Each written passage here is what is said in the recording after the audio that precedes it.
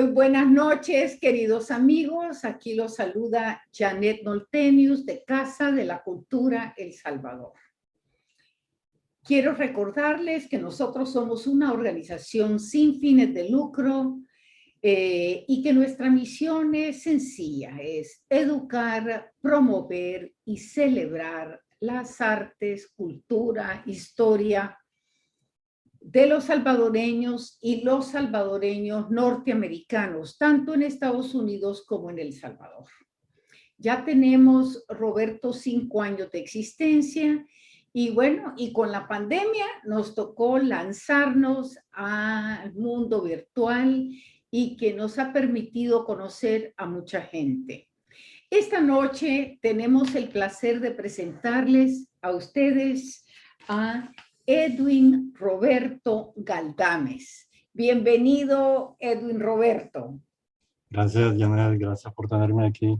Bueno, pues mira, uno se pregunta, ¿cómo es posible que quién es Edwin? Yo le voy a dar aquí una somera explicación, ¿verdad? Porque no es un hombre de muchas palabras. Es un escritor y entonces ustedes saben una cosa, que cuando uno escribe es un momento muy solo y solitario, es un trabajo solitario. Y sin embargo, Edwin maneja a mucha gente y mucho personal. Les voy a contar un poco sobre él. Llegó a Estados Unidos en 1979 y estudió programación de computadoras, graduándose en el 84 de Miami-Dade College. Y empezó a trabajar en esta empresa que se llama Armelgini Express Lines. Es una compañía la más grande en Estados Unidos en transporte de flores y otra clase de carga, con terminales en Florida, Georgia, Ohio, California y el estado de Washington, sirviendo a todos los estados.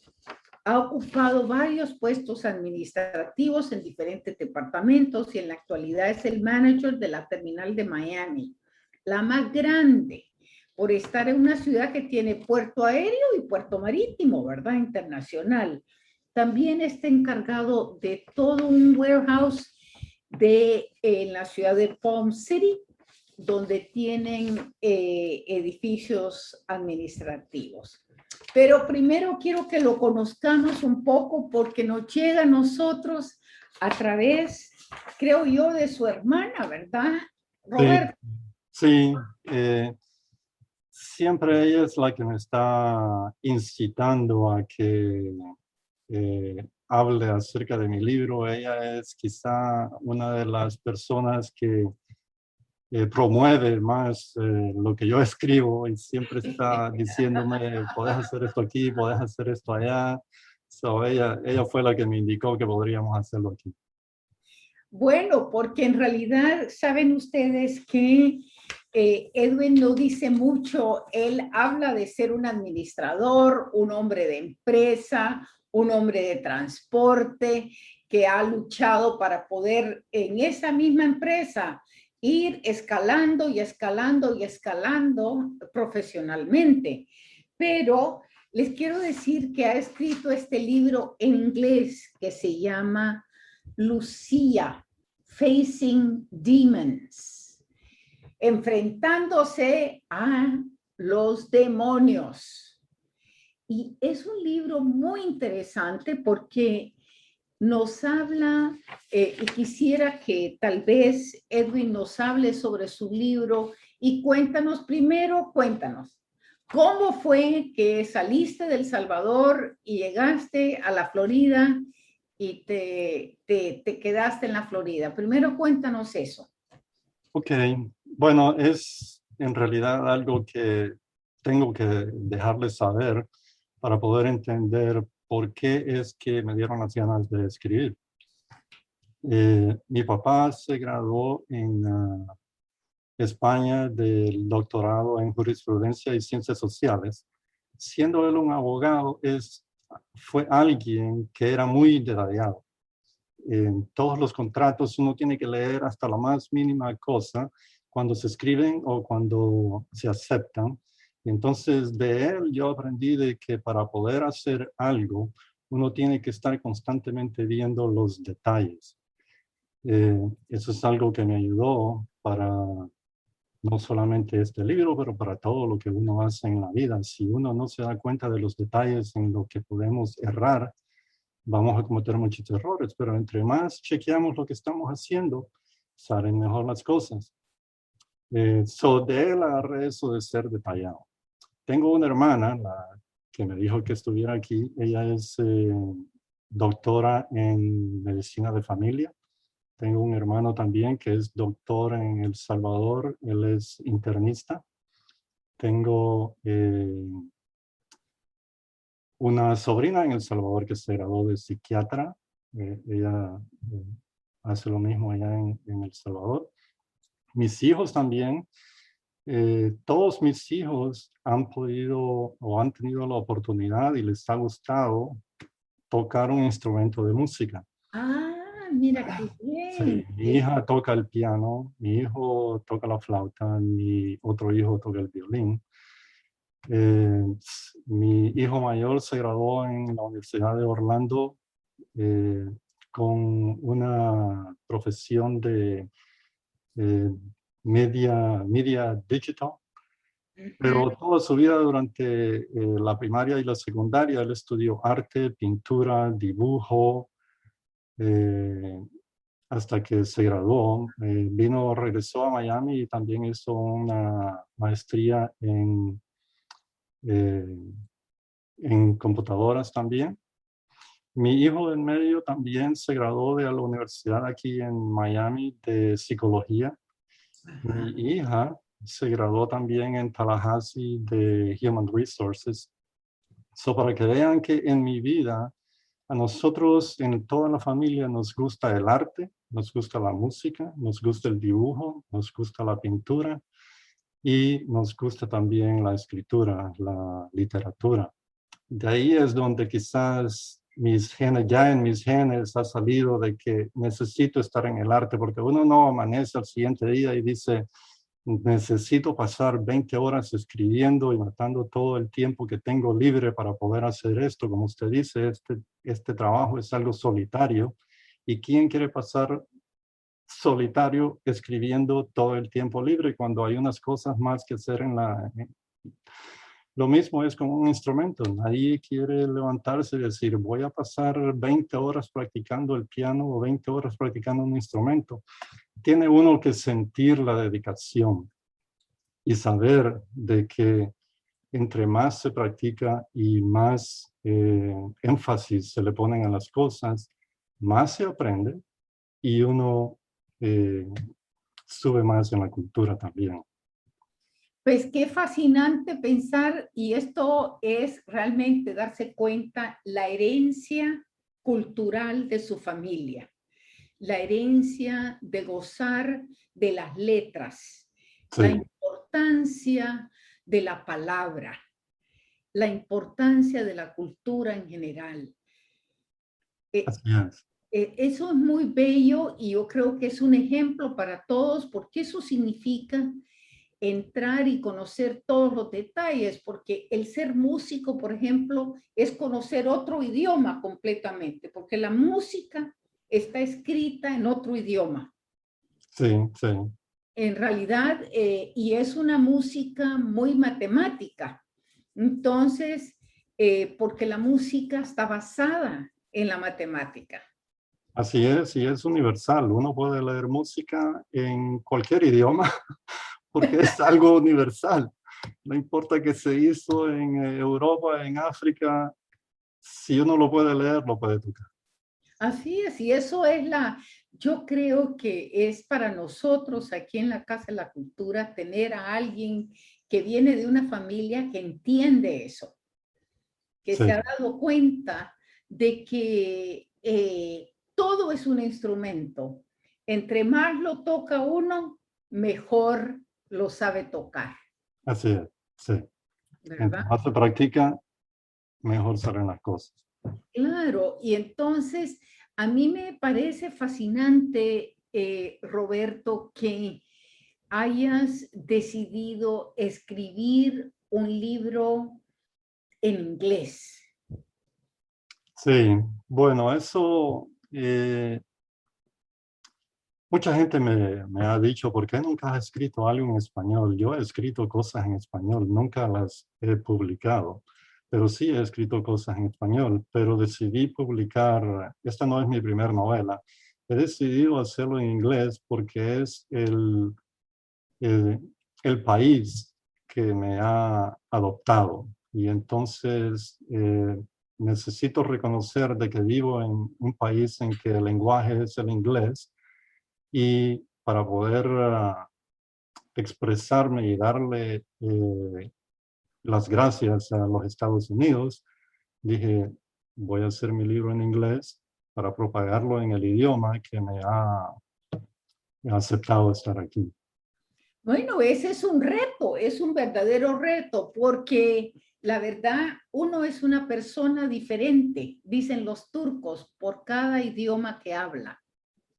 En el sentido de que el idioma y la cultura van de la mano, ¿no? Es una interacción. Sí, no es una cosa tan fácil. Uno piensa de que escribir es algo fácil, aunque sea en español, que es el idioma en que nosotros hemos nacido. Pero el ponerse a escribir no es solamente poner palabras en papel, sino que hay que poder expresar las ideas que uno tiene para que la persona que lo está leyendo pueda entender de qué es lo que se trata, no sea solamente en español, en inglés también. Y siendo inglés mi segundo lenguaje, no fue tan fácil tampoco. Tuve que aprender varios estilos y cuál es lo que se acepta cuando se está escribiendo esta clase de libros. So, fue un aprendizaje que tuve que hacer el proceso y fueron años tratando de aprenderlo hasta que al fin pensé que ya lo podía hacer y empecé a escribir. Bueno, cuéntanos, este libro me encanta porque es un thriller. Okay. Es un libro de misterio y debe de tener los thrillers un paso rápido, constante, tiene un ritmo, el thriller. Sí. Háblanos de tu libro, este libro en inglés, y después vamos a hablar de los otros libros que me has escondido, Roberto, me los has escondido.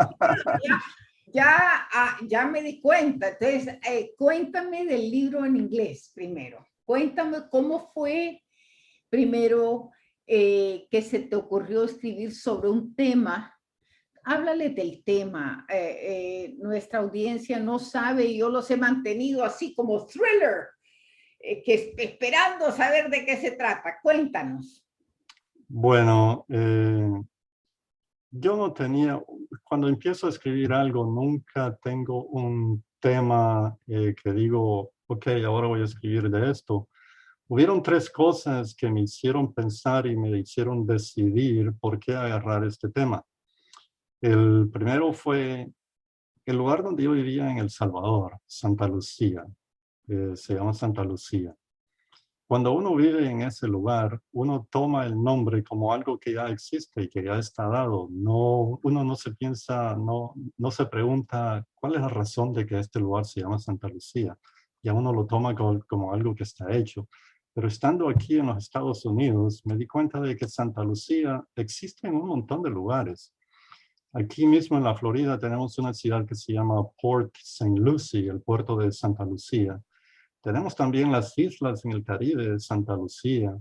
Tenemos lugares en Europa, en África, en Italia, en Suecia, en los países nórdicos, aquí mismo en los Estados Unidos. Santa Lucía está por todos lados y fue algo que me hizo preguntarme quién es esa persona.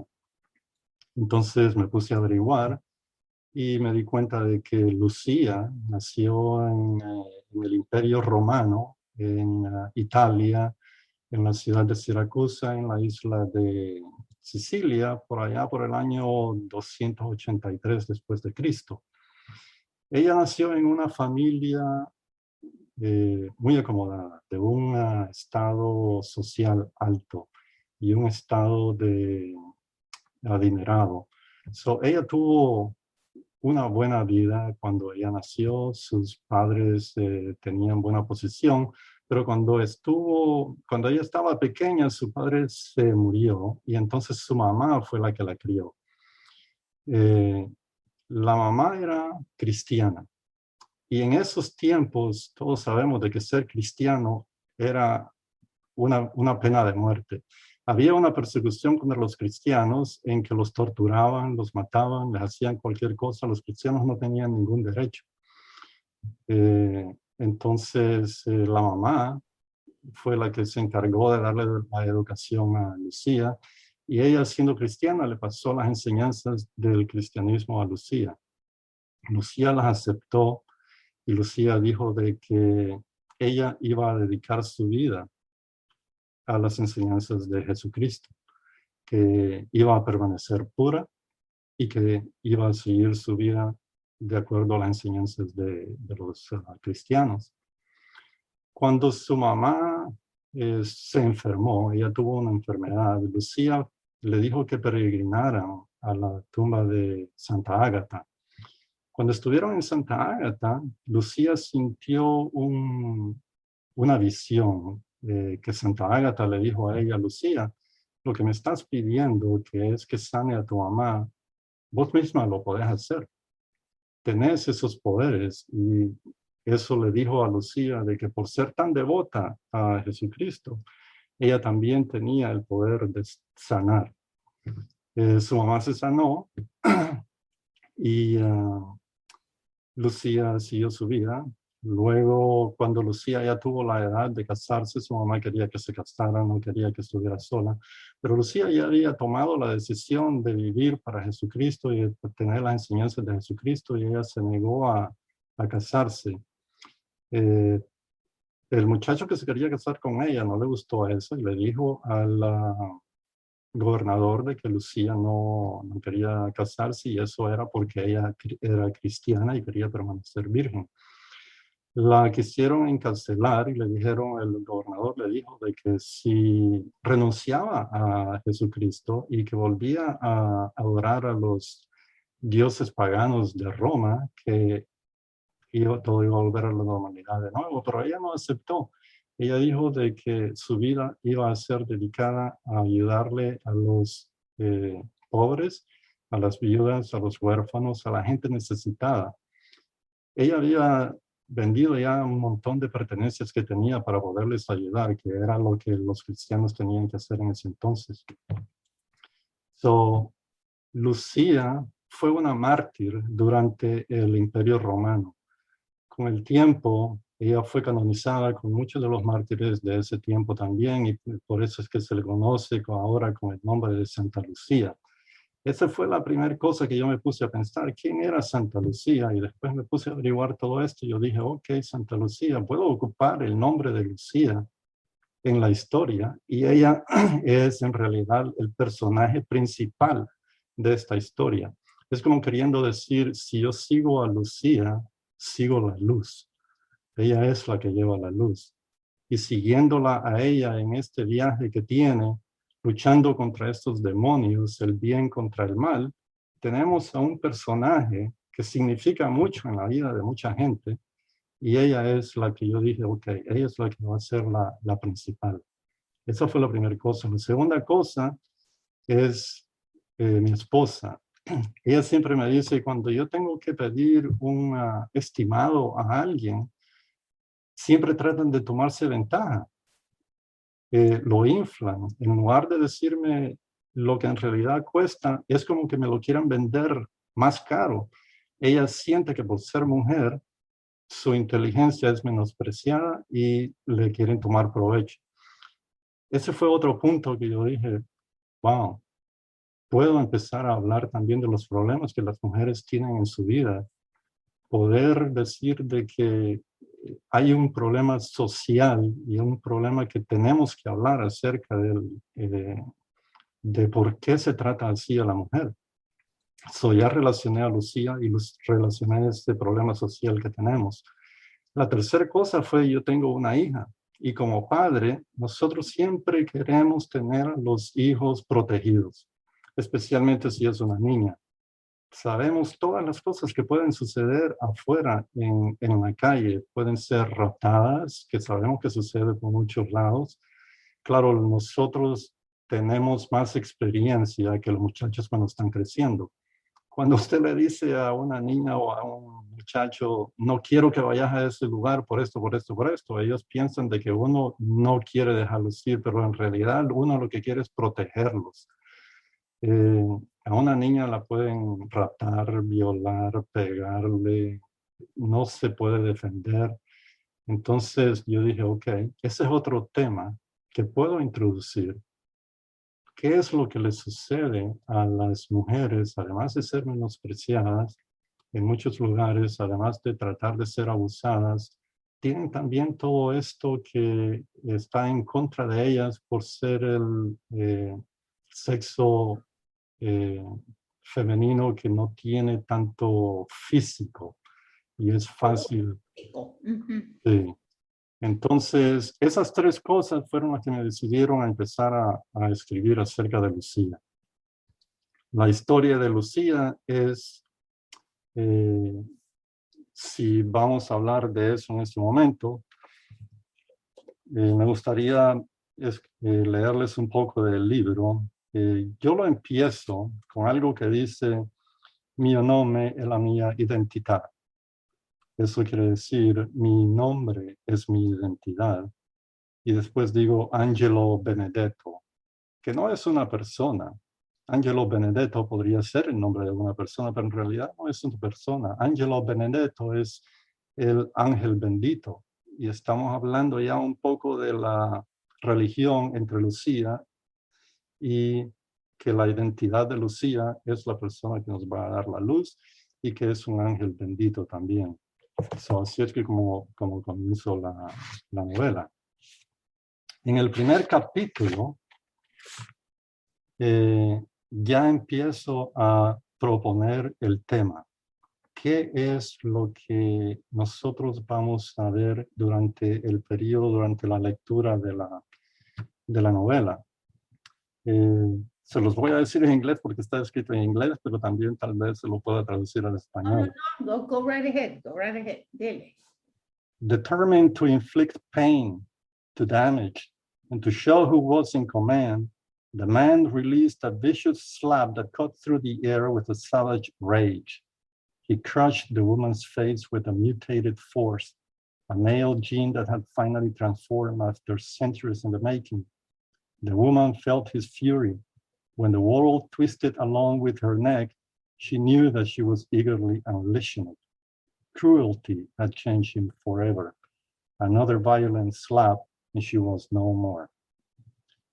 Esto nos indica que la violencia doméstica, esto es entre una pareja, la violencia doméstica existe en un montón de lugares y de acuerdo a al Departamento de Justicia de los Estados Unidos, la violencia doméstica entre parejas que se han llevado a un tribunal, el 84% de estos casos tiene a un hombre como el agresor y una mujer como la víctima.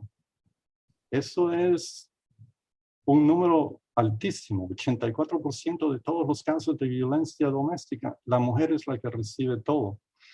En este primer párrafo, tal vez tratando de traducirlo para los que están en El Salvador, dice, determinado para causar daño, para enseñar quién es el que manda, el hombre dejó ir una cachetada que cortó el aire con una fuerza salvaje. Le descabrajó la cara a la mujer. La mujer sintió la fuerza. La mujer sintió la furia con que la cachetada le llegó.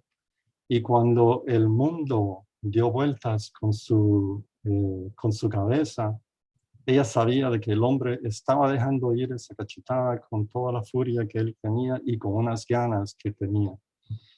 La crueldad lo había cambiado a él. Después de una cachetada mucho más violenta, ella dejó de existir.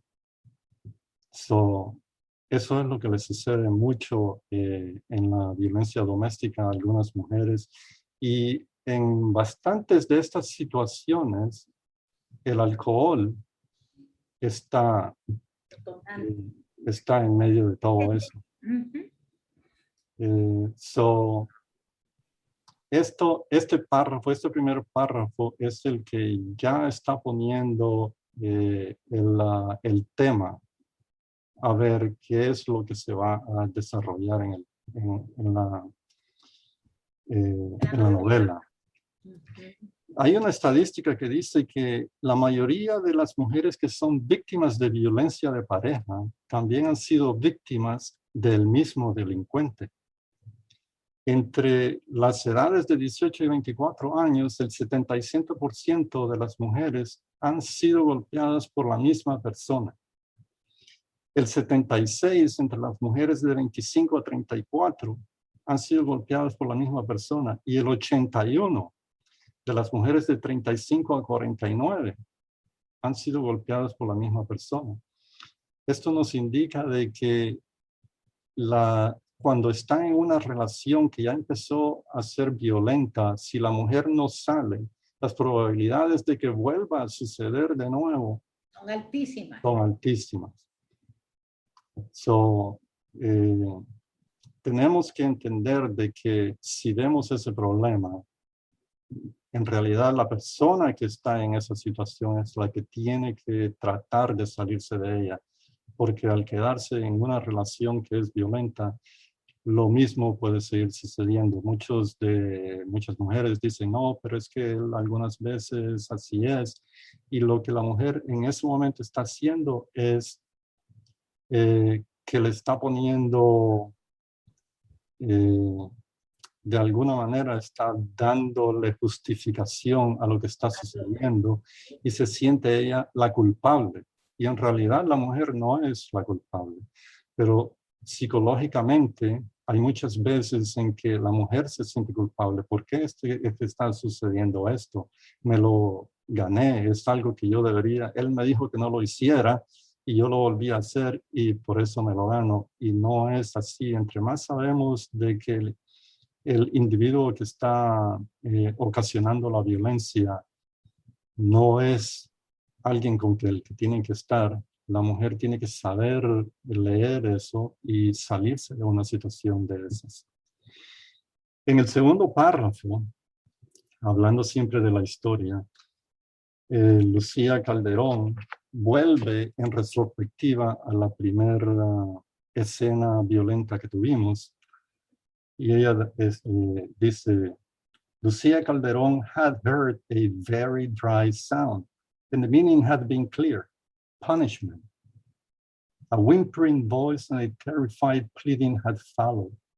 Barbaric anger in the second slap had frozen her in her tracks and had created a ruthless vision of unseen sin. Then the begging had suddenly stopped. Immediately after, an impenetrable wall that halted the poignant and disturbing images always followed. It was a mental block that created a familiar lapse of unnerving silence, where troubling memories dissolved into upsetting reality. Esto, cuando tenemos un trauma, y el trauma puede ser un incidente en que la persona experimenta o es testigo o en ciertas circunstancias escucha una amenaza a la integridad física o psicológica de uno mismo o de la otra persona, no sabe qué es lo que está sucediendo, pero tiene un temor, tiene un horror, y se siente impotente. Ese es un trauma psicológico. Cuando Lucía oyó esa escena, inmediatamente ella tuvo un trauma. Y esto sucedió hace años. Lucía ahora ya es una persona mayor, pero se está recordando de eso. Y eso ella lo había tenido guardado por muchos años. Ahora que se le está viniendo de nuevo, ella no sabe por qué le está sucediendo y se acuerda, tiene unos flashbacks que no sabe por qué le está sucediendo eso, pero ella sabe que tiene un trauma. Y ese trauma es el que le está diciendo algo sucedió, y ella no sabe completamente todo lo que sucedió, pero poco a poco ella quiere averiguarlo. Y durante toda la novela se va tratando de cómo ella va poco a poco averiguando qué es lo que sucede. Bueno, es verdaderamente un proceso psicoterapéutico porque en efecto el mecanismo de defensa de la persona es tan grande que cierra Así es. completamente para protegerse. Entonces hay una negación, eso se esconde, pero el trauma es por eso es que le dicen post-traumatic stress disorder. Yes. Es un trauma psicológico que sale a relucir en diferentes maneras. Sí. Y la violencia no se olvida, parece que se olvida porque se niega en el momento. Sí, lo que sucede es que para poder sentirnos normales, la mente trata de olvidarse y de poner a un lado todas esas malas experiencias que tuvimos. Porque si vivimos en esa experiencia, nosotros no podemos mantener, no podemos hacer una vida normal. Y entonces la mente bloquea, así como usted lo está diciendo, esas escenas que tuvimos y no queremos recordarnos que nos sucedió hace muchos años. Pero la realidad es que para poder curarnos de eso, para poder volver a una normalidad, lo que los psicólogos siempre dicen es que tenemos que afrontarlo. Tenemos que saber qué fue lo que sucedió. Tenemos que decir que sucedió, que está en el pasado y poder seguir nuestra vida en adelante. Mantenerlas ocultas, eso no es muy bueno porque cuando se revelan en cosas no solamente mentales, sino que también físicas. Uno puede tener una ansiedad, el cuerpo puede sudar, de momento uno se puede paralizar.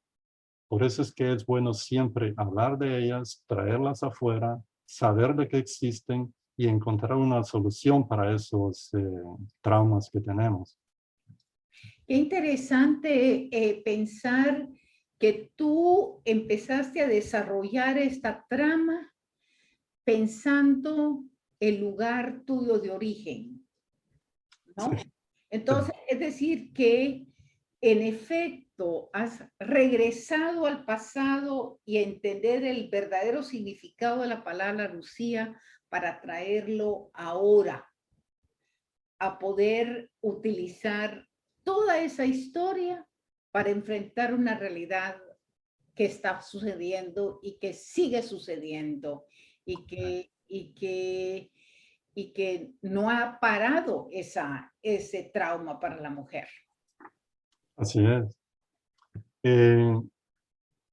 Lucía fue una niña cuando esto le sucedió y hay una estadística que dice que un niño fue testigo de violencia en el 22% de los casos de violencia entre parejas.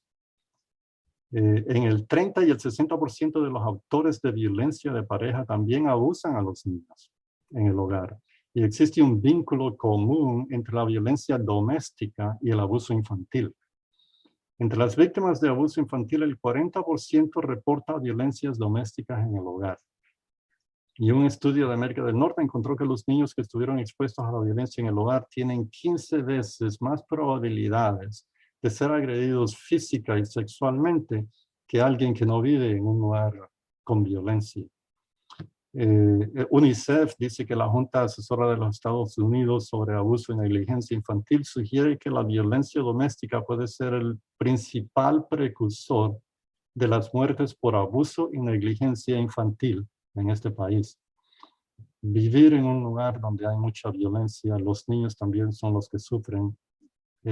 Siempre los que menos poder tienen para defenderse son los que salen agredidos. Bueno, Eh, y esto y el asunto que es tan interesante que has estado viendo las estadísticas y ahora con la pandemia han salido estadísticas en las cuales la violencia doméstica ha sobrepasado, ha ido en aumento. sí, sí. Y además, lo interesante es tener un libro que te hace reflexionar sobre esa violencia y pensar que nosotros, por ejemplo, hemos vivido mucho esa violencia como salvadoreños. Sí. Tenemos un origen y una situación, venimos de momentos muy violentos, entonces tenemos ese trauma, Roberto, tenemos ese trauma dentro. Ahora que usted dice de que sucede en El Salvador, 95% de los personajes de esta novela son salvadoreños. Tienen sangre salvadoreña, han nacido en El Salvador o son hijos de padres salvadoreños.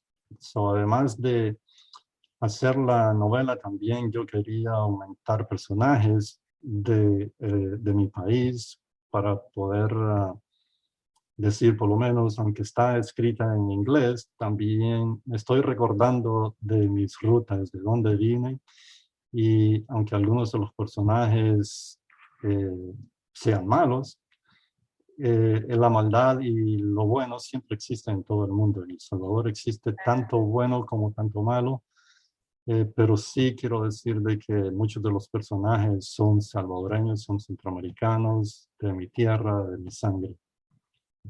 Bueno, y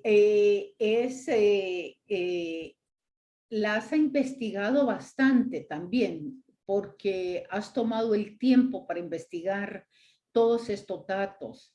Ese problema de la violencia contra la mujer, ese machismo, ese deseo de oprimir a la mujer, ¿no? Sí, De hacerla, y me gustó mucho oír en ti que no solamente ves la violencia directa, sino que que a la mujer no la toman en cuenta, que es mucho más difícil que le crean, que es mucho más, se la están tratando, como dicen en salvadoreño, de domar, ¿no? De engañarla, así como decías tú. Y luego, pues, de el impacto desde la niñez, ¿no? De vivir con un machismo y una violencia donde está el que domina y el dominado. sí. En el tercer párrafo ya estoy poniendo un poquito más la religión con Lucía. En el tercer párrafo dice, she looked down to her hands into the beads of the rosary her mother had given her. The luminous crystals rotated under her fingerprints, shining like small lustrous diamonds with every move of her thumbs. And even though it was Advent time, when all the faithful rejoiced, for the Lord had come to all at Christmas, lately she had been experiencing a different feeling. She had been reciting the sorrowful mysteries. The Lord had suffered, Virgin Mary had suffered. They understood the subject, and she would have been done by then if not for the unsettling flash. Applying a little more pressure and feeling the sorrow of the mysteries more personally, she clasped the crucifix and resumed her personal talk with the divine. Once she said the last prayer, she hung the rosary on the wall by her bed and focused on something else, something distant from the dreadful images. Vemos un poquito más de conexión entre Santa Lucía, el rosario, ella siendo ya católica, y en nuestra cultura también la mujer siempre haya paz y tranquilidad y busca ayuda en la religión. Nosotros somos católicos y seguimos la religión también. En ese tercer párrafo, damos ya más o menos a conocer en dónde es que estamos, qué día de la semana es que estamos, porque el rosario se lee en días ya predispuestos. y los dolorosos, que es lo que ella está leyendo, se leen un martes y un viernes. So ya podemos decir de que esto está sucediendo un martes o está sucediendo un viernes. Tenemos la idea de dónde, cuándo y cómo es lo que está sucediendo.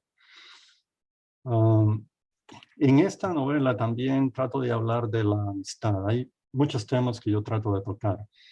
Uno de ellos es la amistad. Lucía tiene una amiga que es la mejor amiga. Se llama Anastasia. Anastasia es sueca. Nació en los países escandinavos. Pero también allá en esos países, ellos adoran, tienen su día para Santa Lucía. Hasta en esos países tan lejanos, Santa Lucía es una patrona de ellos que el día 13 de diciembre, que es el día de ella, celebran en todo el país. Anastasia tiene un poco de relación también con Santa Lucía, aquí en el libro. Anastasia es la mejor amiga de Lucía y Anastasia significa la amistad para Lucía. Anastasia da una amistad que es valiosa. Muchas personas no son tan abiertas cuando conocen a alguien porque no quieren ser vulnerables. Y eso hace que construyan una personalidad que se defiende hasta que hay suficiente confianza para poder percibir y poder decir somos mis amigos como un amigo. Anastasia, para Lucía, es alguien que da una amistad incondicional. Anastasia es la amistad representada en la novela incondicionalmente y es una persona que va a ir con su amiga Lucía hasta el fin del mundo. Anastasia, sí, perdón. No, es tan interesante cómo has tomado tú, digamos, las cosas importantes del ser humano, el dolor, la violencia, el amor, la amistad, el refugio, son temas profundamente humanos que están en todo y lo has personalizado en esta novela que se vuelve un thriller. Sí, sí. Este solamente es el primer capítulo. Me gustaría ir ya al final del capítulo porque el tiempo se nos acaba, para que entiendan la personalidad de Lucía.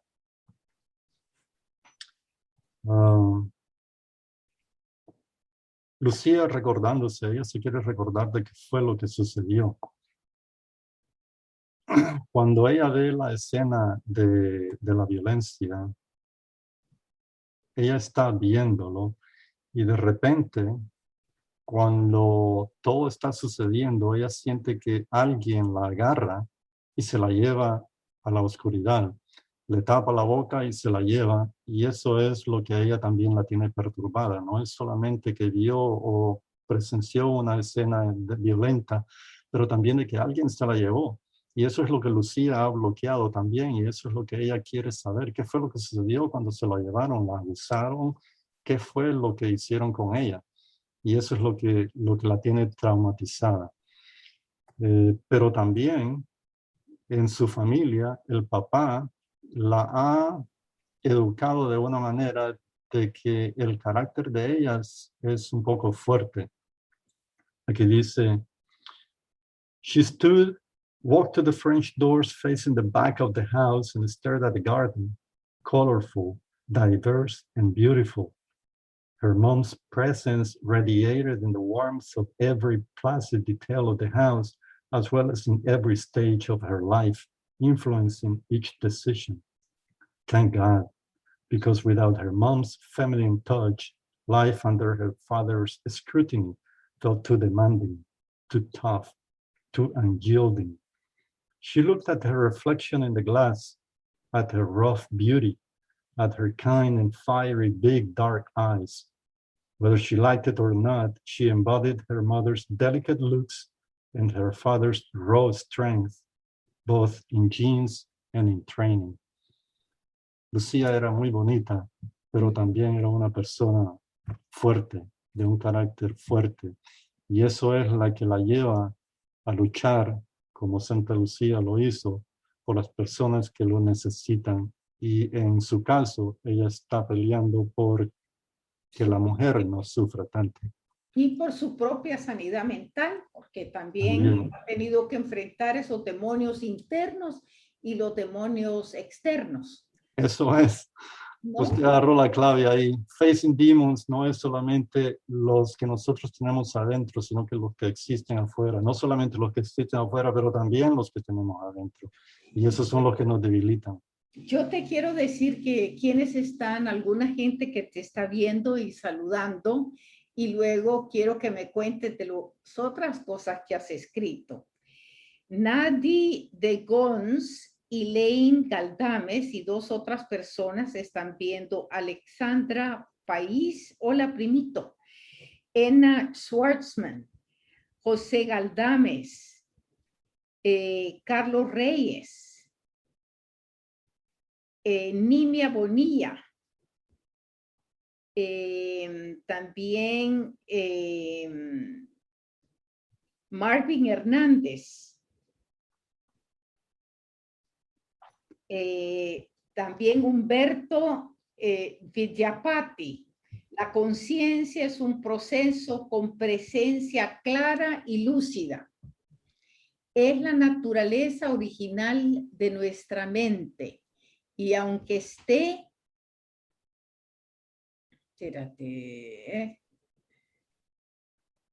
es que es un comentario largo. Aunque esté manchada por situaciones conflictivas y traumáticas, siempre estará brillando en lo profundo. Es como un diamante que se entierra en un montículo de suciedad.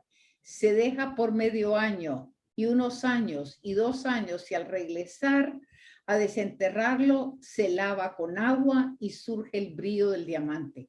La realidad traumática hay que reconocerla con amor compasivo. La violencia proviene de una persona, de un grupo, del Estado, vengan de donde vengan, tenemos que dar una respuesta compasiva. La no violencia es incansablemente llena de energía compasiva, infinitamente paciente, perfectamente generosa y completamente hábil en sus formas y métodos de resistencia social y desobediencia civil pacífica. Muchos abrazos y éxitos para Roberto en su trabajo literario y humanista. Abrazos y felicitaciones, dice. Así es que dile a Roberto que si algún día tiene una idea de publicar una novela en español, están abiertas las puertas de una editorial que se llama La Orquídea Errante, de parte de un salvadoreño, Humberto Acevedo, que tiene esta editorial en México. Gracias. Así es que cuéntanos, Roberto, ¿qué has escrito en español? En español he tenido más ensayos que novelas, pensamientos, un poco de poesía. Son pocas cosas. No es, en español no tengo tanto, pero lo he tratado de hacer desde que estaba pequeño. Yo me acuerdo que cuando estaba pequeño, cuando yo escribía cartas, trataba de hacer esas cartas como que fuera un ensayo diciendo qué es lo que, tratando de dar un mensaje en la carta, tratando de dar un mensaje en el pedazo de poesía que he escrito. Siempre que yo escribo algo, trato de no solamente hacer una historia, sino que también tratar de que algo se aprenda de lo que se está diciendo. No solamente hacer una aventura, sino que aprender algo en esa aventura en cuanto lo estamos leyendo, y además que al mismo tiempo que yo lo estoy haciendo, yo mismo estoy llenándome de más conocimiento, de más cultura. Creo que eso es lo que me atrae bastante a la escritura, que me hace investigar y al mismo tiempo aprender más cosas. Sí, y aprender de ti mismo, así como de los demás, ¿no? Yo creo que esta es una retroalimentación constante. Eres un investigador verdaderamente. Sí, Ya veo yo que así como tu papá, te gustan los detalles, sí, la complejidad de las cosas, no hacer una cosa sencilla, sino que ver la profundidad del ser humano en todas sus dimensiones, ¿no? así Eh, es. Porque aquí te está contando, te cuento, Vilmelena Rivera, José Ramírez dice, saludos Edwin, muy buena entrevista. Ceci Umaña dice, muy interesante, qué orgullo, un salvadoreño que sobresale en las letras. Muchas felicidades, querido Edwin. Así es que eh, es importante que logre ver también que hay gente que quiere oír tu voz, esa voz bastante profunda e investigada, ¿verdad? Ok. Eh, durante toda la novela de Lucía, para terminar con Lucía y dejarles saber a los que les gustaría leerla qué es lo que la novela en sí tiene. Eh, Paramos en el capítulo 1, pero sí el capítulo 2 con muchas más cosas y el capítulo 3. En el 3 es cuando el argumento, la razón por la cual Lucía es acosada, empieza a tomar claridad. Dos personajes son más introducidos. Esos personajes son los que empiezan a causar el conflicto en la trama, los antagonistas tal vez. Hay teorías, hay problemas, hay discusiones sin tener la violencia todavía. La violencia viene más tarde, siempre va a haber violencia. Usando estas teorías, el lector se mantiene en suspenso, que es lo del thriller.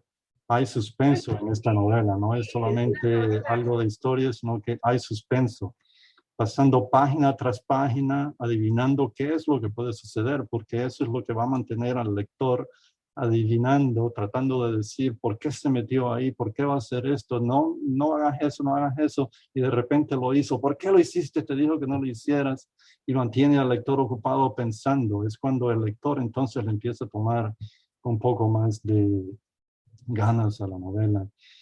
Y él también empieza a generar sus propias teorías, y eso es lo que hace de que esté más involucrado en la historia. También hay obstáculos que son intelectuales, obstáculos físicos a los cuales hay que vencer. Lucía es una persona intelectual y también es una persona física. Ella no para. Si Lucía fuera un deportista, tal vez estaría escalando montañas sin ninguna net. Se estaría tirando de aviones. Esa es la clase de persona que Lucía es. Ajá. Hay personajes oscuros también y hay crímenes. Al final los personajes junto con el lector llegan al clímax con una intensidad que mantiene al lector mucho más enfocado. Y en el desenlace, el fin de los personajes deja que el lector con un sentimiento de satisfacción, porque todo se conoce. Lucía sabe qué fue lo que sucedió. Todos los personajes se dan cuenta de por qué está sucediendo todo esto, aunque también con ganas de saber un poco más. ¿Por qué me la terminaste aquí? Quiero saber más. Necesito, la historia es tan llamativa de que necesito saber más. No es solamente de que todo el mundo sabe por qué, pero también por qué no seguís, por qué no seguís. Eso es lo que hace que el lector sienta de que la novela es algo que ellos quieren no solamente leer una vez, sino que tal vez leerla 2 o 3 veces. So, ¿qué es lo que va a pasar en el futuro también? Y también dejarles un mensaje de que en los temas que tocamos son psicológicos. También hay narcisismo, también hay psicopatía, temas sociales también como el aborto, la familia, el amor de los padres y sus sacrificios, la preposición en la sociedad, la justicia. Todos esos temas se toman también en la novela. Y algo que yo quisiera decir es que Si nosotros, a mí también me gusta lo científico, si las ramas como la psicología, la psiquiatría, la neurología se desarrollan, pueden también llegar a ser en algún momento darnos la clave de cómo poder desarrollar, cómo poder eliminar, cómo poder parar estas situaciones que existen en el psíquico, en la mente de las personas. Si podemos desarrollar estas cosas, tal vez podemos tener una sociedad que sea un poco más humana. Más justa, más humana. Mira, fíjate que hay personas como Pamela Pinilla, que te está saludando desde Chile. Pamela Pinilla, ¿verdad? Gracias, Pamela. Ajá, y Gloria Flores dice que diga el nombre de sus otros libros, de las cosas que estás escribiendo, que digas por lo menos el nombre, que no lo tengas aquí a uno en ascuas, dice.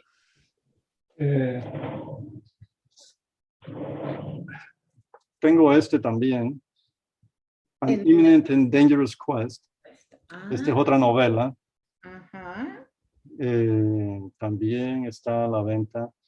Este se trata de, como ustedes pueden ver en el dibujo, es lo que está ocurriendo por todo el mundo entero. El niño, qué es lo que hace el niño, qué es lo que hace los cambios del clima, todo lo que puede suceder cuando el niño está en su apogeo y qué es lo que nosotros estamos haciendo para que esto siga subiendo y qué es lo que nosotros podemos hacer para evitar de que el cambio de clima sea tan brusco como lo estamos haciendo en este momento. Los polos se están derritiendo. Los polos como existían antes ya no existen. El ozone tiene un hueco en la Antártica de que es tan grande de que la radiación está entrando a la Tierra. Y hay mucha corrupción también, porque todos quieren aprovecharse de lo que está sucediendo. Este es otro, no quiero hablar tanto de él porque es demasiado complejo también y lleva demasiado tiempo, lo mismo que Lucía, tiene un montón de temas. Pero este es otro libro otra novela que he escrito. Quiero que digas, por ejemplo, ustedes pueden comprar Facing Demons, Lucía, en Amazon. Está allí, entran a Amazon y ahí está. ¿Y este libro se puede comprar en Amazon también? Sí, Amazon está en la versión digital también. Si alguien tiene solamente lo que les gusta es bajarlo en lugar de comprar el libro. Mucha gente le gusta estarlo viendo en Kindle porque lo puede ver donde quiera y pueden hacer varias cosas con el Kindle. Se puede también bajar la versión digital. Existen las dos versiones. Hay mucha gente que le gustan los libros y estar tocando los libros también pueden comprar el libro. También aquí la gente Elizabeth Archer nos está viendo también de El Salvador y la gente pide que se ponga en YouTube, lo vamos a poner en YouTube, va a estar en el YouTube de Casa de la Cultura El Salvador esta entrevista. Ok, perfecto. Así es que, pero lo que les digo es que Edwin Roberto Galdames nos ha picado el interés porque cuando pienso que esta novela es un thriller y que tiene todas esas tramas, quiere decir que ha sabido pensar y analizar, porque hacer una novela, un thriller, no es fácil. Tiene un montón de hilos que hay que ir tejiendo para que el lector se quede interesado, ¿verdad? Sí, sí, sí. Yo creo que si compran este libro y lo leen, no creo que lo van a leer una sola vez. Creo que además de leerlo 2 o 3 veces, lo van a querer decir a alguien más, comprarlo, comprarlo. Este es un libro muy bueno, no solamente por los temas, pero cómo es que la trama ha desarrollado y cómo es que se mantiene el lector adentro de la historia. Bueno, para nosotros ha sido un verdadero gusto conocerte. Me alegra que tu hermana nos haya presentado y veo que detrás de la timidez hay una gran profundidad. Decía mi mamá, ay, del agua mansa, líbrame, Señor, porque de la brava me libro yo, decía. Así es que yo creo que debajo de tu capacidad y tu análisis y tus personajes,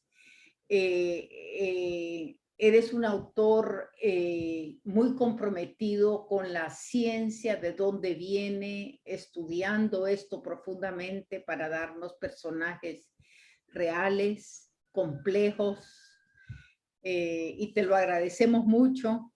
Y te felicitamos sinceramente por esos 2 libros en inglés y esperamos, como dice Humberto Acevedo, poder también que seas publicado en español.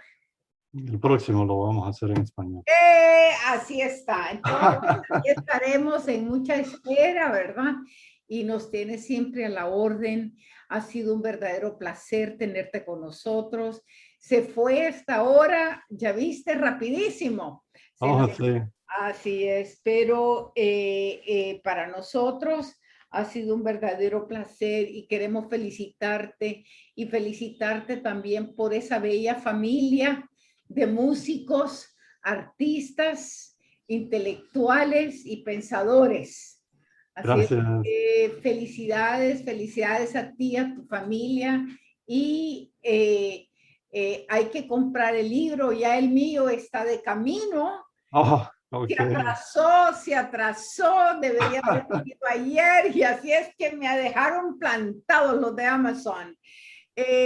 Así es que me dedicaré el fin de semana a meterme en ese thriller. Muchísimas, muchísimas gracias, Roberto, por estar con nosotros. Un placer. Y bueno, te cedo las últimas palabras de esta noche. Adelante. Bueno, no, solamente las gracias en realidad le tienen que ir a usted, a su programa. Yo he visto varias escenas y varios programas que han hecho y dándole la oportunidad a personas como mi persona para presentar el trabajo que estamos haciendo.